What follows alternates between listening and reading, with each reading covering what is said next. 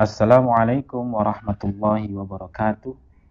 Alhamdulillah, Allahumma salli ala rasulillah, amma ba'du. Sahabat pengantin yang berbahagia, pemirsa NU Damai Channel TV rahimakumullah.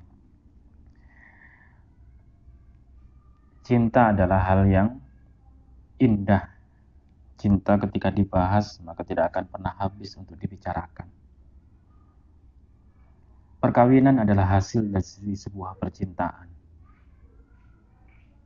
Perkawinan adalah sebuah tujuan yang capaian atau goalnya adalah sebuah kebahagiaan. Banyak orang menikah namun kebahagiaan pun hengkang begitu saja. Bahkan hancurnya rumah tangga seringkali menghampiri setiap rumah tangga. Kala senang, kala susah. Bahkan tren kekinian 3 daripada 10 peristiwa perkawinan berakhir dalam perceraian. Itulah sesuatu liku-liku yang tentu kita semua tidak ingin merasakannya. Namun pasti di dalam berkehidupan berkeluarga, semua akan melaluinya. Pengantin muda, pengantin berbahagia, jumpa kembali bersama kami, Ahmadi, Kepala Kantor KUA Balikpapan Utara, Fasilitator Bimbingan Perkawinan, Sakinah. Sahabat pengantin yang berbahagia, yang baru saja menikah ataupun yang akan menikah, kami ucapkan sekali lagi selamat menempuh hidup baru. Kata-kata itu juga sering kita dengar saat penyampaian kata-kata yang disampaikan kepada sahabat-sahabat kita, selamat menempuh hidup baru. Itulah yang diinginkan sahabat kita melihat perkawinan kita. Namun, untuk menggapai perkawinan yang bahagia, paling tidak kami mengingatkan kembali ada 4 hal terkait erat kaitannya untuk menggapai rumah tangga yang bahagia. Hal inilah menjadi pokok pembahasan kita, yaitu membahas tentang dinamika perkawinan, kisah-kisah di dalam perkawinan, kisah suka, kisah duka. 4 pilar diantaranya yang pertama adalah konsep ziwaj, bahwa menikah, hubungan perkawinan adalah hubungan berpasangan. Kita bukan jalan sendiri, tapi jalan bersama pasangan kita. Konsep yang kedua adalah konsep mitsaqun ghalidh, janji yang kokoh. Perkawinan adalah perjanjian yang kokoh. Perkawinan bukan janji begitu saja, ungkapan kita untuk disiarkan atau disakralkan, diikatkan dalam bentuk pernikahan begitu saja.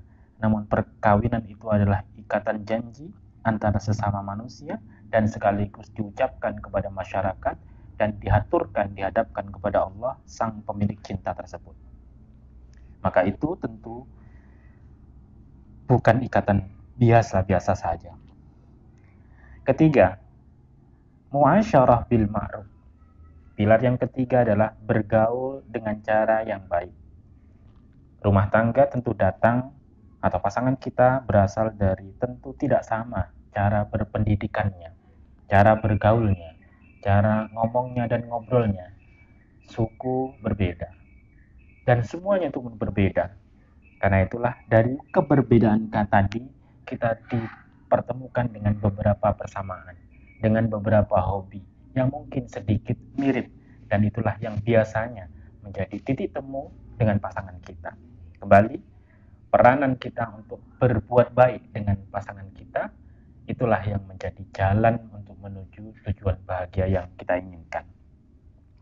Sahabat pengantin yang berbahagia, pilar yang keempat itu adalah musyawarah, konsep untuk tukar pikiran. Perkawinan ketika ingin berakhir atau berjalan dengan baik, maka tidak kalah pentingnya konsep obrolan tersebut didasari dengan konsep musyawarah. Musyawarah itu apa sih? Musyawarah itu adalah obrolan bersama, tukar pikiran, sehingga lapang dada kita, sehingga sering kali kita mendengar doa-doa itu dilantunkan, agar kita diberikan lapang dada, kesabaran yang luas. Rabbi syrahli sadri wa yassir li amri wahlul 'uqdatam min lisani yafqahu qawli. Doa Nabi Musa alaihissalam untuk dilapangkan dadanya. Sahabat pengantin yang berbahagia, coba kita akan menukik sedikit berbincang tentang mengupas tentang dinamika perkawinan yang kami nukil materi-materinya itu dalam buku Fondasi Keluarga Sakinah, bacaan mandiri calon pengantin.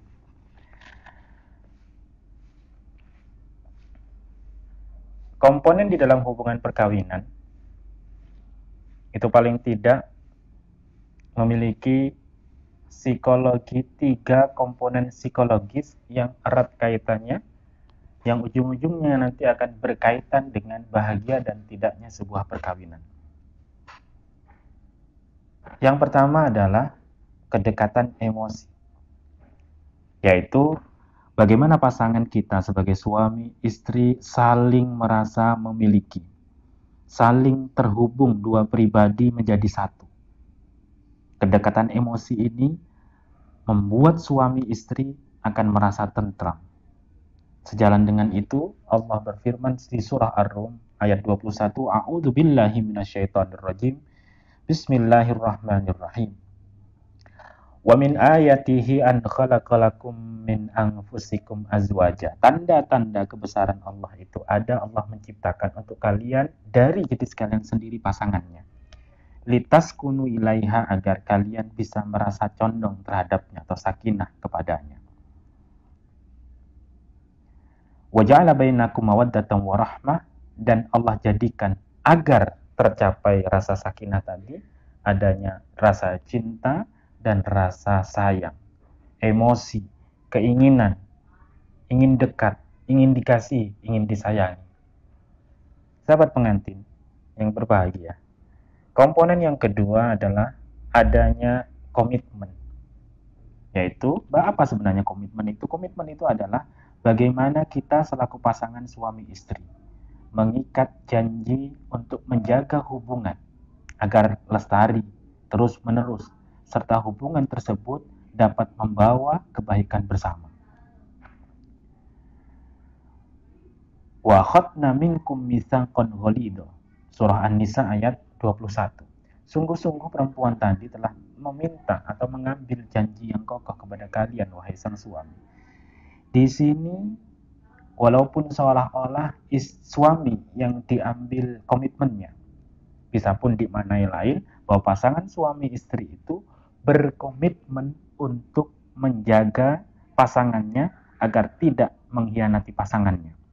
Dengan adanya komitmen pula, maka pasangan suami istri tentu tidak akan mudah putus asa saat-saat dinamika perkawinan terasa sangat berat di dalam perjalanannya nanti. Asa an takrahu syai'an wa yaj'alallahu fi khairan katsira wa 'ashiruhunna bil ma'ruf fa in karihtumuhunna fa asa an takrahu syai'an wa yaj'alallahu fi khairan katsira. Dengan komitmen tadi ada ayat yang menjelaskan atau mensupport kita bahwa bergaulah dengan cara yang ma'ruf ketika nanti di dalam perjalanan bersuami, beristri, berpasangan, berumah tangga ada hal-hal yang tidak engkau suka, maka bisa jadi sesuatu yang tidak engkau suka tadi Allah jadikan ada sesuatu hikmah yang indah di balik itu semua. Ini doktrinasi. Kalau didetailkan, tentu ketika kita merasakan kebahagiaan yang begitu saja tarafnya. Misal, contoh mudahnya adalah dulu ketika kita makan, lauknya adalah ikan asin. Kemudian ketika ketika mendapatkan makanan yang lebih, daging misalkan, karena jarang memakan daging. Ketika kita memakan daging dengan bumbu yang enak, tentu kita akan merasa enak sekali. Bahkan bersyukur sekali mendapatkan makanan daging gratis lagi. Tidak susah payah. Namun ketika kebaikan-kebaikan itu, kenikmatan-kenikmatan itu, daging tersebut, makan tersebut kita konsumsi setiap hari, setiap saat, maka daging yang awalnya tadi merasa enak, maka keenakan itu sedikit berkurang, bahkan akan menjadi biasa saja sebagaimana kita mengkonsumsi ikan asin seperti biasa dulu.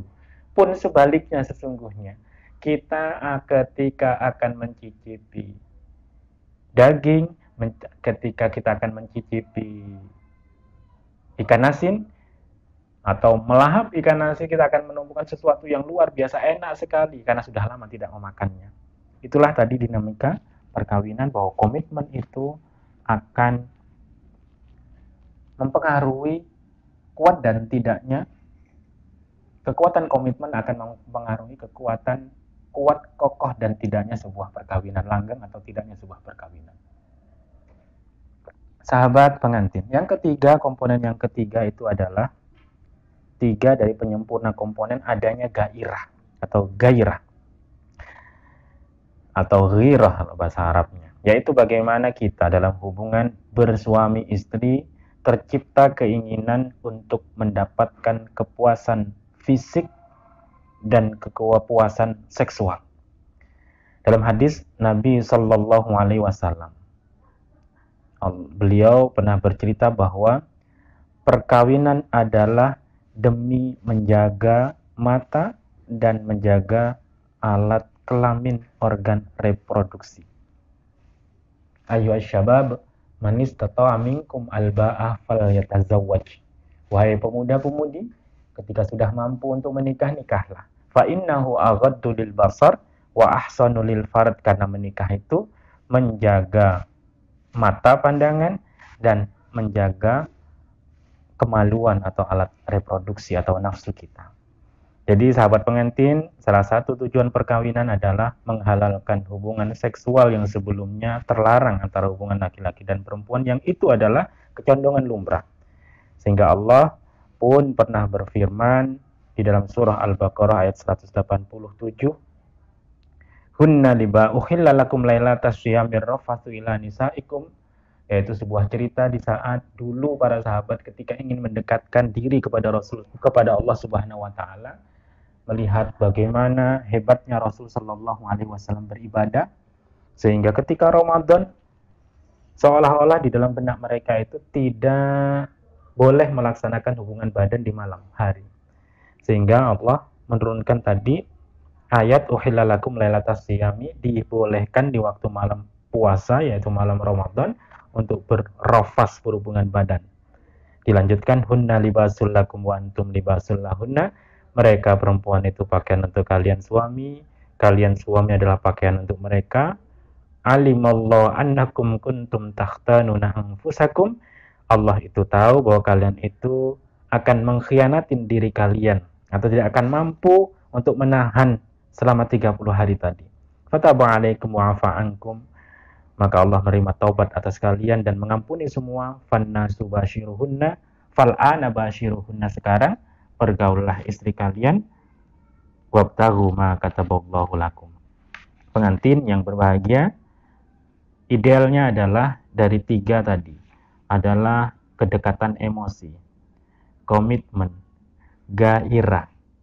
Kami ulang, kedekatan emosi, komitmen, gairah. Tiga hal itu seyogyanya ada dan tumbuh subur dalam hubungan suami istri.